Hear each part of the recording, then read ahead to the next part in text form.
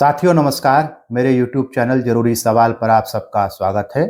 आज का सवाल यह है कि उत्तराखंड के युवाओं को विज्ञान, तकनीक, तर्क, सामाजिक विज्ञान, चिकित्सा, गणित, लोकतंत्र, रूल ऑफ लॉ आदि की दिशा में ले जाने की बजाय उन्हें दंगा करने के नए नए तरीके कौन सिखा रहा है।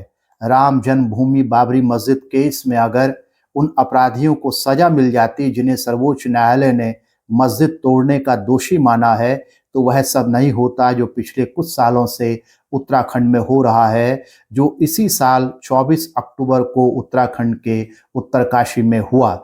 श्री राम सेना और संयुक्त सनातन धर्म रक्षा संघ के सदस्यों ने एक मस्जिद को तोड़ने की जिद न मानने के कारण पुलिस पर पथराव कर दिया। द हिंदू में छपी इशिता मिश्रा की रिपोर्ट बताती है कि उत्तरकाशी के सांप्रदायिक हमले की चाहत रखने वाले लोगों के कारण 30 से ज्यादा लोग घायल हो गए, जिनमें से कम 8 पुलिसकर्मी हैं। उत्तराखंड के एक लोकल चैनल खबर चक्र ने उत्तरकाशी के superintendent of police Shri Amit Srivastava की बाइट प्रसारित की है। श्रीवास्तव जी बता रहे हैं कि संयुक्त सनातन धर्म रक्षा संघ के तत्वाधान में निकाली जाने वाली रैली को शर्तों के साथ मंजूरी दी गई थी, लेकिन सांप्रदायिक संगठन रैली को मस्जिद के सामने से निकालने की जिद पर अड़ गए और मना करने पर पत्थरबाजी करने लगे। आप खबर चक्र से साभार लिया गया ये वीडियो देखिए। कल उत्तरकाशी में संयुक्त सनातन धर्म रक्षक संघ द्वारा एक रैली का आयोजन किया गया था। इस रैली में उनको सशर्त परमिशन प्रशासन द्वारा दी गई थी। उसमें इनका रूट डिसाइडेड था, समय भी डिसाइडेड था। तो वो उस रूट से न जाकर के दूसरे रूट से जाने के लिए बैरियर पर काफी देर तक हुज्जत करते रहे। उसमें पुलिस वालों ने उनको बहुत पेशेंटली उनको रोका। कुछ उसी प्रदर्शनकारियों में से कुछ लोगों ने पत्थरबाजी शुरू कर दी, जिसपे फिर हल्का बल प्रयोग करके उनको वहां से तितर-बितर करना पड़ा। इसमें हमारे कुछ पुलिसकर्मी जो घायल हुए हैं, कुल 8 पुलिसकर्मियों को चोटें आई हैं। इसमें प्रभारी निरीक्षक अमरजीत सिंह, निरीक्षक आशुतोष सिंह, वरिष्ठ उप निरीक्षक दिलमोहन सिंह, उप निरीक्षक कोमल रावत, उप निरीक्षक विनोद पवार, उप निरीक्षक दीपक रावत, कांस्टेबल अनिल कुमार और कांस्टेबल सरदार सिंह है। इसमें इंस्पेक्टर आशुतोष सिंह और कांस्टेबल अनिल कुमार को गंभीर चोटें आई हैं। इस वीडियो में आप क्या देख रहे हैं? लोग पुलिस के साथ धक्का मुक्की कर रहे हैं, वहां पर दंगे जैसे हालात पैदा कर रहे हैं और उसके बाद पुलिस को लाठीचार्ज करना पड़ा। इलाके के पुलिस आईजी श्री करण सिंह ने बताया कि मस्जिद के कानूनी होने के बाद भी सांप्रदायिक संगठनों के सांप्रदायिक लोग मस्जिद को हटाने की मांग कर रहे थे। पुलिस आईजी श्री करण सिंह ने बताया कि मस्जिद पुरानी है और किसी की निजी जमीन पर बनी हुई है और पूरी तरह से कानूनी है। पुलिस आईजी श्री करण सिंह ने उत्तरकाशी में कानून और व्यवस्था बिगाड़ने के लिए जितेंद्र चौहान और दर्शन भारती को जिम्मेदार ठहराया।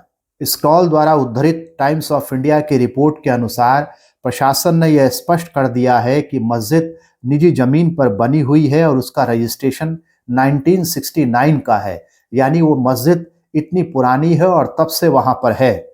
राम जन्मभूमि बाबरी मस्जिद विवाद पर फैसला देते हुए कोर्ट ने अपने जजमेंट के पेज नंबर 914 पर लिखा है कि 6 दिसंबर 1992 को मस्जिद का ढांचा गिरा दिया गया और मस्जिद को नष्ट कर दिया गया। मस्जिद का विध्वंस यथास्थिति के आदेश और इस न्यायालय को दिए गए आश्वासन का उल्लंघन करके हुआ।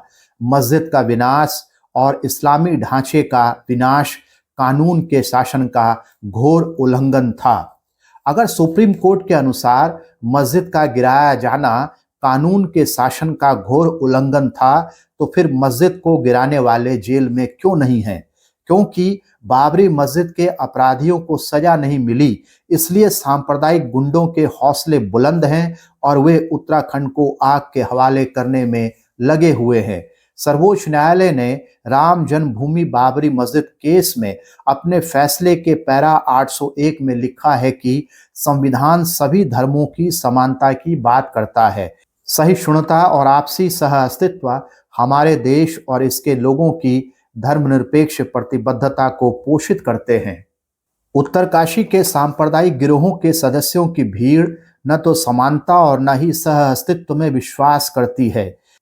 इन लोगों को संवैधानिक नहीं धार्मिक राष्ट्र चाहिए। ये लोग राष्ट्रीय अस्तित्व के लिए खतरनाक हैं। इस तरह के लोगों के रहते उत्तराखंड राज्य में जनहित के काम जनता और सरकार की प्राथमिकता में आने से रुक जाते हैं।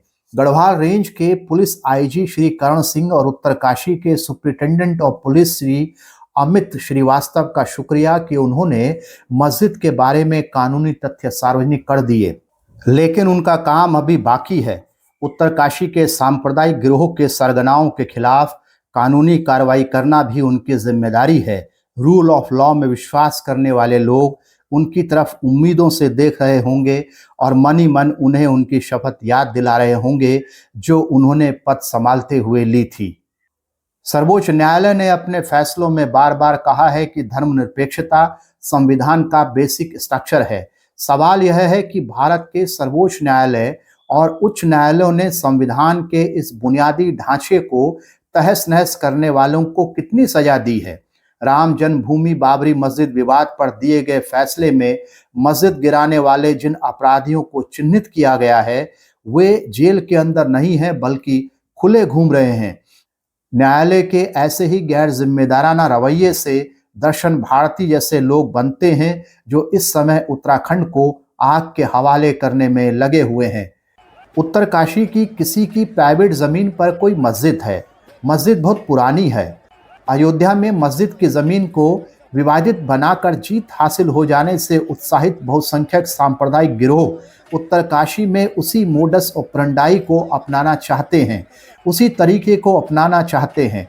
देश और दुनिया में किसी ने स्कूल और अस्पताल कैसे बनाए, इस तरह के कामों की मोडस ऑपरेंडाई को अपनाने से इन्हें बेहद परहेज है, क्योंकि स्कूल अस्पताल बनाने में मेहनत लगती है और उससे भी बड़ी बात यह कि स्कूल अस्पताल बनाना कंस्ट्रक्टिव काम है और सांप्रदायिक संगठनों का उद्देश्य तथा मनोविज्ञान तबाही होता है।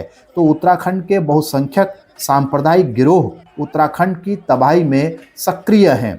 पिछले कुछ सालों में उत्तराखंड में 3000 से ज़्यादा सरकारी स्कूलों को खत्म कर दिया गया है। क्योंकि स्कूल के लिए बोलना एक सुंदर काम है, इसलिए उत्तराखंड के सांप्रदायिक संगठन वहां खड़े नहीं दिखाई देंगे, क्योंकि उन्हें विध्वंस भाता है, निर्माण नहीं।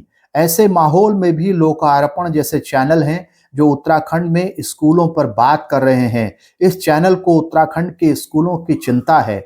लोकार्पण चैनल को उत्तराखंड की स्वास्थ्य सेवाओं की भी चिंता है। उत्तराखंड के लोगों को इनकी रिपोर्टिंग देखनी चाहिए और अपने सरोकार तय करने चाहिए। देश में जिन भी राज्यों में स्वास्थ्य सुविधा बहुत बुरी हालत में है, उत्तराखंड उन्हीं राज्यों में गिना जाता है। भ्रूण हत्या के मामले में उत्तराखंड देश के सभी राज्यों और केंद्र शासित प्रदेशों में पहले नंबर पर है। उत्तराखंड का सेक्स रेशो 844 है। यह पूरे देश में सबसे कम है। लड़कियों की भ्रूण हत्या करने में उत्तराखंड पहले नंबर पर है। जो पुलिस लड़कियों के हत्यारों की खोज कर सकती थी, उसे सांप्रदायिक गिरोहों से लोहा लेना पड़ रहा है। इसमें राज्य का नुकसान है।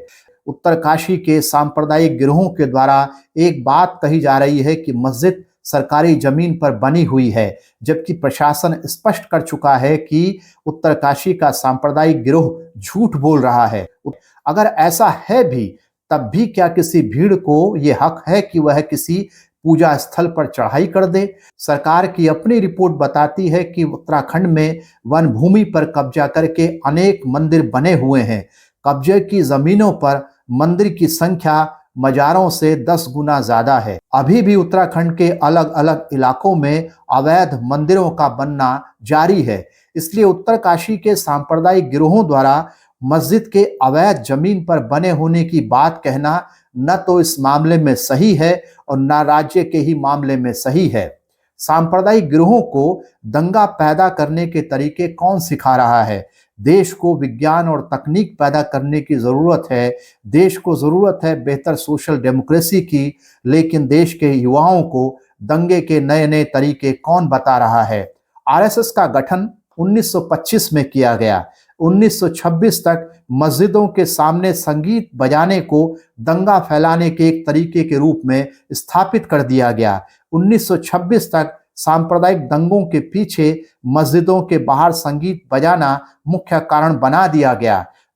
जिस समय भारत के अनेक लोग अंग्रेजों से आजाद होने के तरीके खोज रहे थे, उसी दौरान आरएसएस जैसा संगठन दंगा फैलाने के तरीके खोजने में लगा हुआ था। हेडगेवार की जीवनी के एक लेखक एच.वी. पिंगल ने हेडगेवार की जीवनी में एक घटना को दर्ज किया है। उस जीवनी के अनुसार 1926 की घटना है। एक बार शुक्रवार के दिन संगीतकारों की एक टोली एक मस्जिद के सामने से गुजर रही थी।